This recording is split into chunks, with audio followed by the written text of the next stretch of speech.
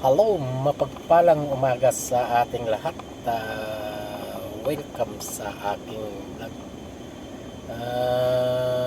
Mga OFW, katulad ko.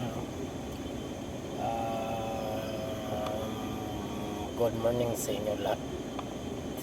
Saan man kayo naroroon. Mga friend, FB Reels, Luzon, Visayas, Mindanao. Mga FB Reels, good morning, good afternoon, good evening sa inyo lahat. Ngayon sa araw na ito mga kapatid, meron tayong sisilipin isang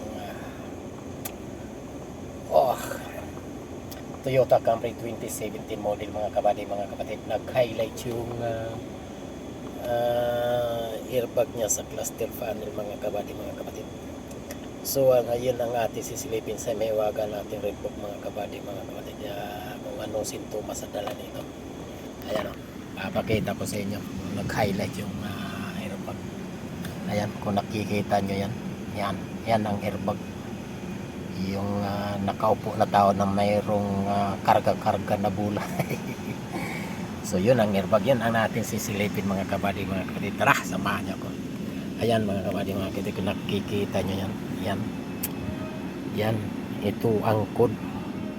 May dalawa sa engine and ECT. Code number 1 1604 startability malfunction. Dalawa pero isa ang code, isang sinasabi. At saka ito yung concern natin mga kapatid, yung SRS airbag. Dalawang code din. Ayan, makikita yan, dalawang code. Pero isa lang din yung sinasabi. B1801 open in driver squib circuit. Okay. So spiral ito mga kapatid. Spiral. Kung tawagin sa iba is coil spring. Dito yan mga kapatid. Ang location yan. Dito sa ilalim nito. So yan. Pero gawa muna natin ng report mga kapatid. Para magmuni-muni yung mayari kung ipagawa niya, bilhan, ganun lang, mga mikos-mikos lang na tirada mga kapatid. Kung ayaw man diyan, sila siya bahala sa basta i-submit natin sa kanya mga kapatid, okay? So ayan. So try natin i-clear mga kapatid, magiging green yan at mawala.